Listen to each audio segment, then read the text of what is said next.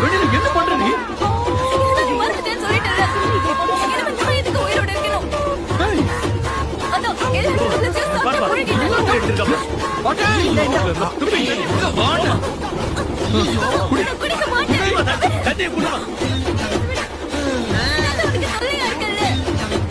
நீ எனக்கு என் அப்பா இல்ல, என் அம்மா இல்ல. இப்ப நீ இல்லைன்னு சொல்லிட்டு பைத்தியம் உனக்கு? நான் எதுக்கு உயிர் வாழ்றதுக்கு? விஜய், என்னை விட்டு போயிடாத. என்னை விட்டு போயிடாத. என்னை விட்டு போயிடாத.